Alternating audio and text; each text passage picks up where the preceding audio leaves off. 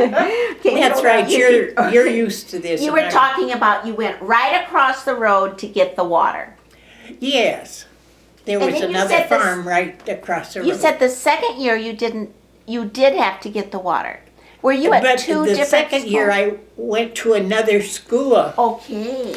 More wages. More because of more wages. Okay. But you don't have any idea. Would it still have been Fayette County? It was. I know. Okay. But we still don't know which school it was. Okay. All right. Tell us about your schoolhouses. What do you remember about them? You'll probably be disappointed. But, first of all, the schoolhouse was set on 1 acre of ground. So, being a farm girl, I knew my dad's farm was so many acres. And so that gave me something to go on. But it was a square at the intersection of 2 rural roads. And there was a school building. It was built, I remember, facing south. Now, whether that was by some plan, I don't know, or whether it was just, well, the entrance would be nice and sunny. I really don't know. Maybe it was supposed to be on a certain road, and that was the way it came out. Anyway, there was the schoolhouse, entered from the south, and I have tried to recall whether there was what we would today call a driveway into the school grounds, or whether it just kind of sloped in, and I have no recollection, and that's about it. But of course, then the windows were on the west and east sides, I suppose, to get the best light morning and afternoon. That's all I could believe, because we didn't have electric lights, and we had to depend on the windows. But I forgot, on the outside, of course, we had 2 small buildings on opposite corners of the school ground, one for the boys and one for the girls. And of course,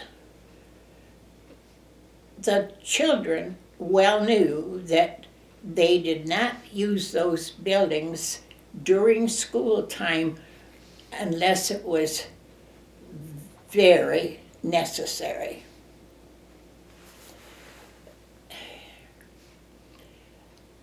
As far as the building was concerned, there were wooden floors,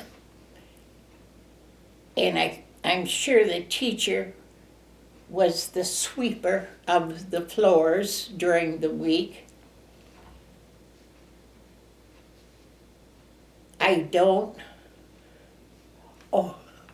I'm sorry, I didn't mean to bump you.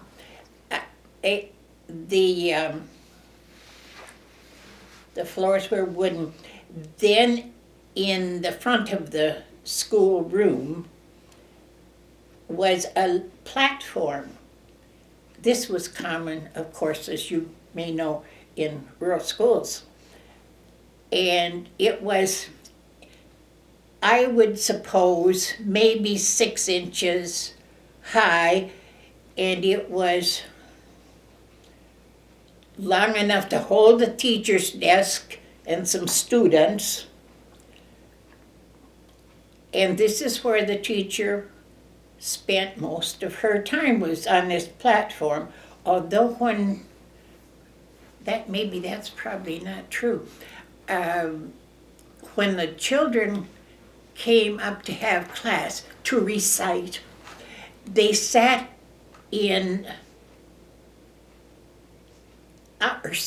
on a long bench. It was a seat for children, or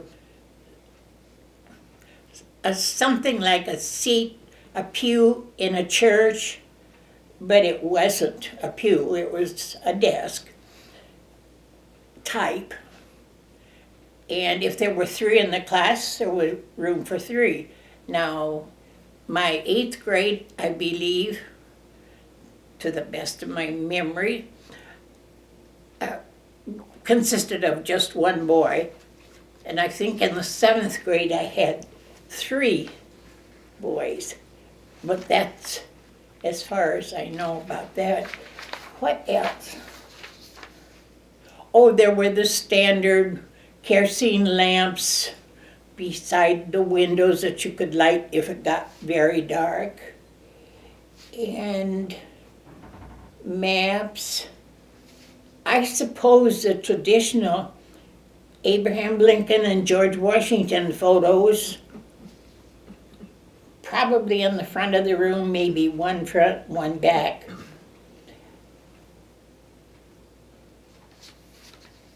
The walls,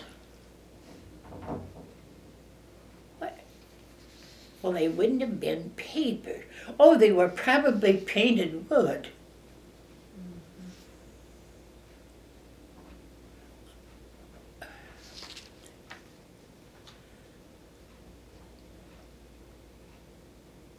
The windows were the 2-part windows, you know, where you could open at least the bottom and probably the top. Did you have any curtains on the windows?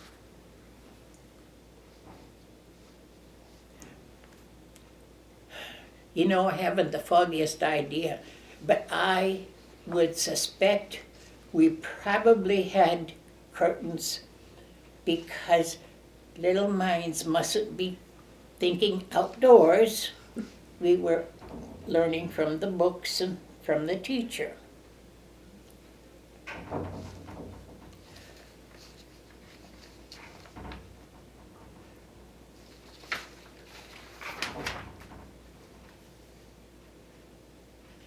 Did you have a Victrola? Well, it played records. I'm not sure. Well, I guess we were probably still calling them Victrolas then, not record players. But that was a necessity because that's the way our music was taught. I, who am not a singer, was teaching music. But they did the best they could to overcome that, and we had a set of records and a written lesson that went with it for music time. And so we were all read up on how we could grade and how we are supposed to teach it.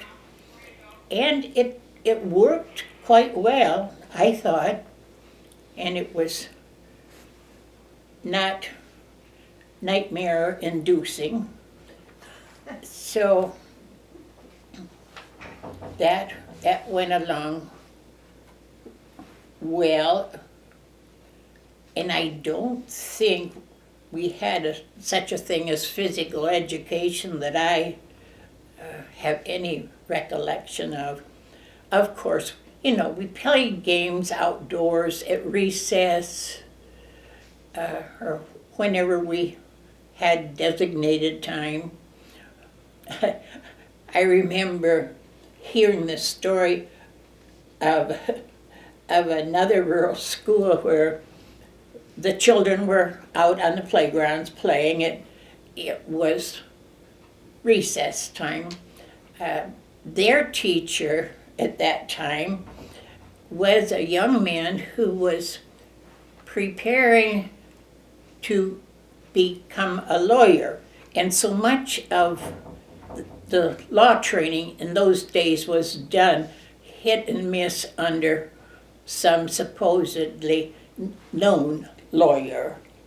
And so in his spare time, he was teaching school to make the money.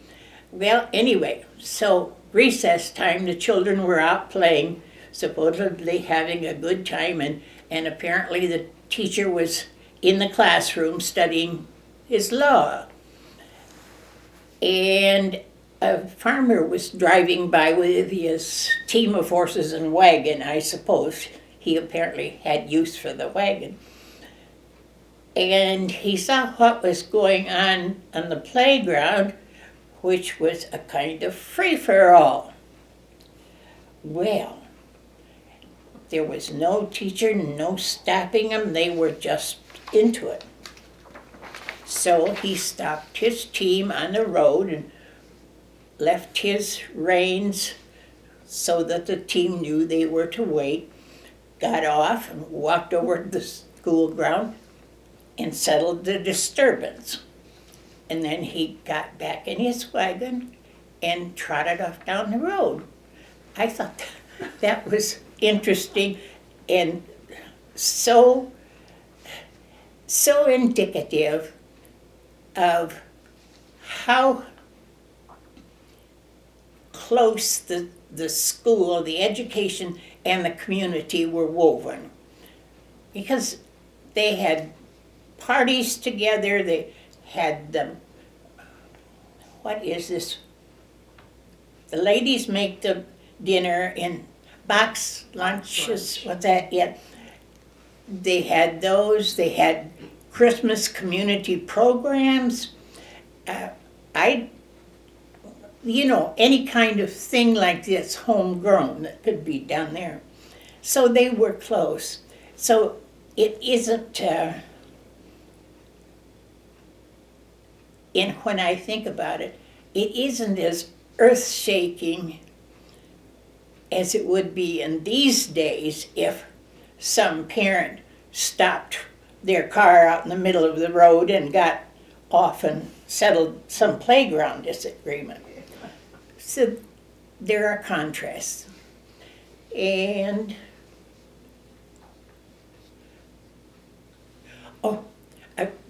back to the the school ground.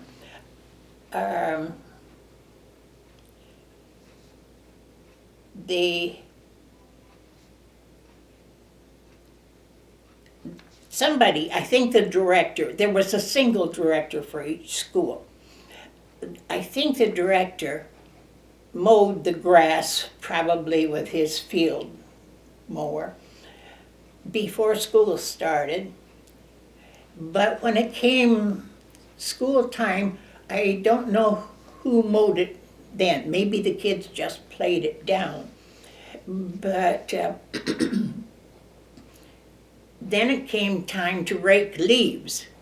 Now that was teacher directed. I well remember that. Got I think it was 18 children that first year, out on the playground with rakes and whatever seemed to work for them, their parents thought. And so then we had one whole day to rake that 1 acre school ground, which we proceeded to do, or try to do. But some of them wanted to rebel a little, and I kind of remember one rebellion. Of course, it was the older kids that were rebelling. You might know that because they were having to do the bulk of the work. And so there was little set to about that, but we went on. And that's about where I'm at on that. Okay, very, very good. Did you have a sand table? I don't think so in the rural schools. I remember when I was a student going to Randelia School, we had a sand table and it was very important. You used it as a curriculum tool, as learning? Pardon me? Did they use it for learning, for lessons, as much for play? I don't think as a basis for lessons, I don't remember that, but as a byproduct of lessons or illustrating a certain land feature, it might have been used by the teacher. Seems to me or maybe it's what I remember, we were usually just given playtime. And of course, we didn't cast, excuse me.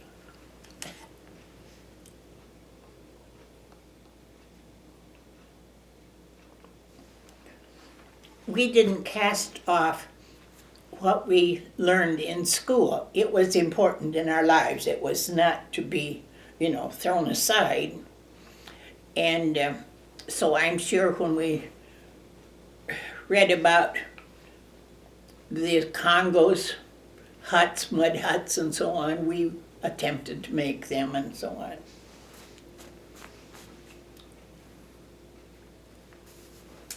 Do you remember any supplies that your school had? Books? Or slates for the children to use? There's something that seems vaguely like slates to me, but on the other hand, we had chalk, or blackboard we called it, on, I'm sure, the front walls, but maybe could have been that was more reserved for teacher directions or examples or whatever. But I can remember when my younger brothers had apparently a slate thing, but whether that was for school or just for play, I don't know. I'm drawing a blank there. Do you remember anything that the children had to bring to school for supplies? Did they bring their own pencils or crayons, tablets? It seems to me they had these big tablets. They were, extra long. And I think they had one of those to start the school year, and lead pencils. I'm sure there were no ever sharps or pens yet until you got to penmanship. There had to be, maybe it was required that you have a standard box of Crayolas. What were there, 8 in a standard box, I believe. And that, I believe, was supposed to last you all year, and you got kind of down to nubbins. Mm-hmm. And if it was a favorite color, it might have been getting pretty small. So you might have to borrow. But other than that, it seems to me that brothers and sisters, used brothers and sisters' books as much as possible. And I think also the families bartered back and forth for the books their children needed that year. So I'm sure that as little money as possible exchanged hands. Do you remember what activities you used to begin the school day? I've thought about that, and I cannot remember. But it was practically mandatory that you have a certain way that you started a day. Like, this is the way we start the day with happy smile. What's the rest of it? Don't remember the next 2 lines. I won't attempt to sing it for you. Anyway, but it would be probably some kind of song, and if possible, some little action that would go with it, But that's about all. Oh, I wonder, did we have the Pledge of Allegiance? It could have been. Now, I don't think, it would be prayer. It might have been prayer. Pardon me? Some of them did start with prayer. Well, that's what I was thinking. It wasn't outlawed or outruled. In our community, no, I'm thinking about our home community, was a religious community. I mean, they were all church people, but I don't remember, about the religious singing.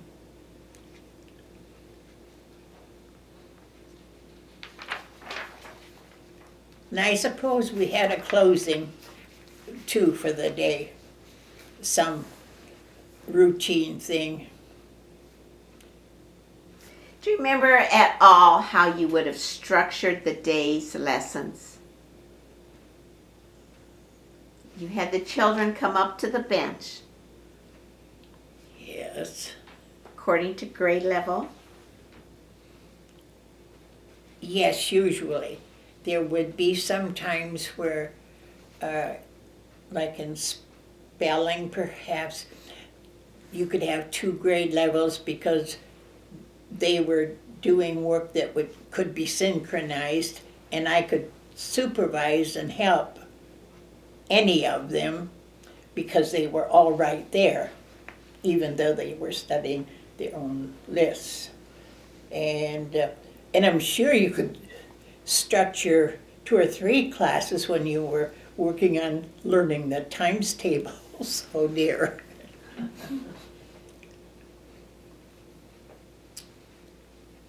So, can you think of any examples of how you worked with the children? What you would have done to help them with their spelling or their multiplication tables?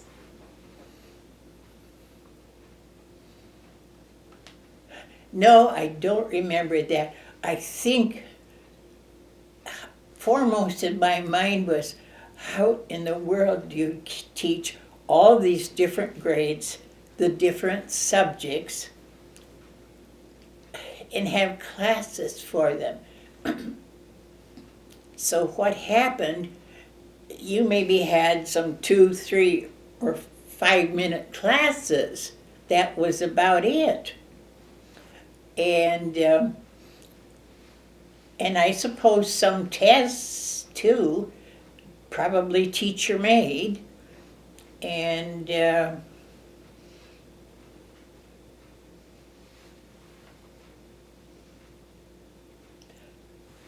see, that wasn't, I was automatically, I think, doing what I had been taught in my,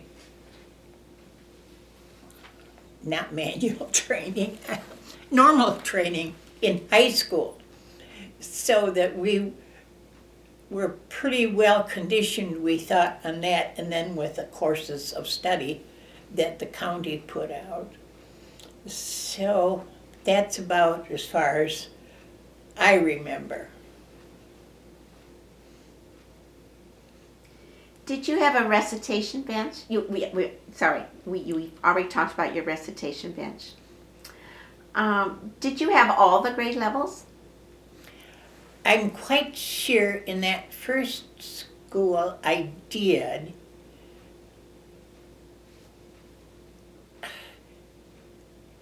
What I'm trying to remember, did I have kindergartners? I know I had 2 kindergartners in the next school, but I don't remember this school. But I had, 18 kids, and every grade level, so I must have had. But I had two 3rd graders. They were twins, 2 little girls, and they were identical twins. I finally learned that one of them had a little mole or something on her face, and her eyes seemed to be a little different. So I could tell them apart, but their abilities were, on the par with each other, and they got along well, and so on and so forth. But that's about it. You see, my 75-year-old memories don't stretch very far. Do you have any idea how many students you had in school? How many? How many students in each school? Well, as I say, in the first school, I think there were 17. Then the next school, it seems to me there were fewer in number, and they were perhaps not the full set of grades from kindergarten through 8th grade. But I would think I'm not going to say. They could have been as large an enrollment as the first year. I don't know. I won't try to guess. Okay. What are some lesson activities that you remember? You talked about music, how you followed the manual, used the Victrola.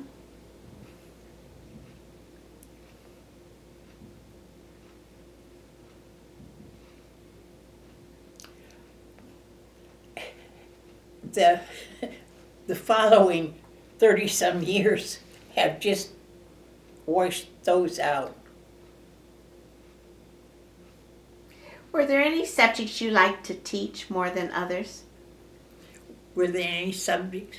You enjoyed teaching more than others?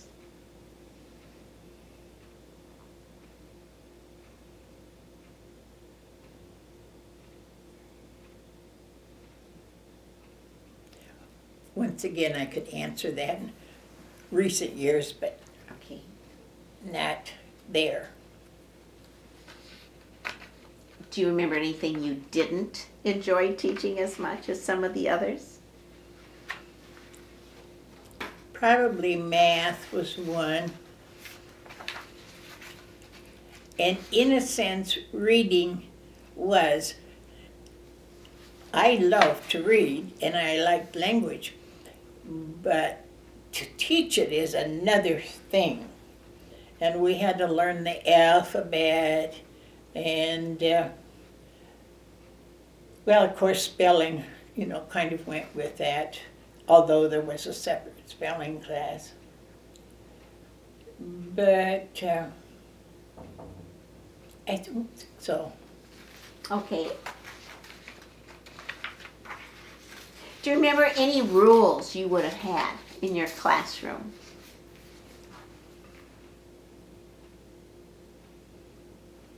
Well, of course, they weren't supposed to talk during school time.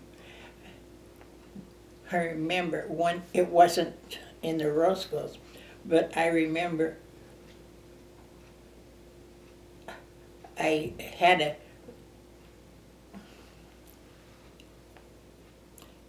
alphabetic name, I guess. I would say, well, now GB, which meant get busy. I've often questioned the thinking behind that. Anyway, but of course you weren't supposed to be whispering, and you weren't supposed to be walking around, and you certainly weren't supposed to leave the classroom without qualified permission. And of course you must treat the teacher with respect. There was none of this, I could have you reported, Miss So-and-so, that you might have encountered 50 years later. But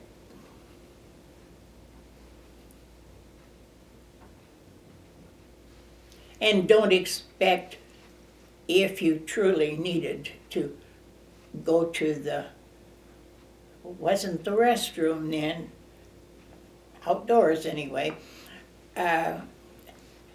don't think you could probably do that twice a day.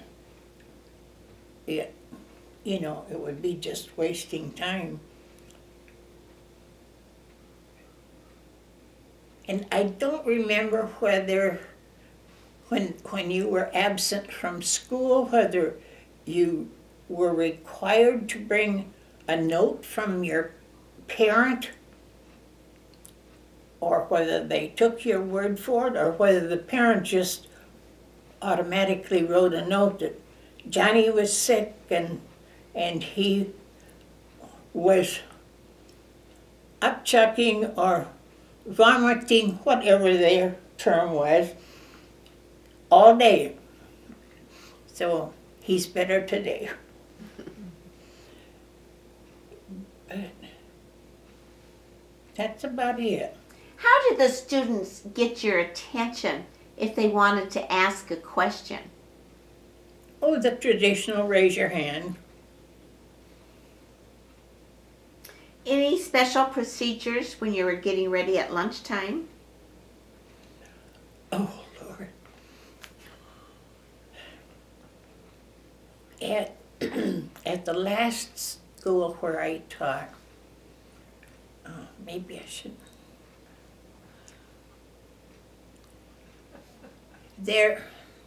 I better not put that. Oh, I think maybe we want to hear this one. Shall I stop it and we'll decide? All right. Okay.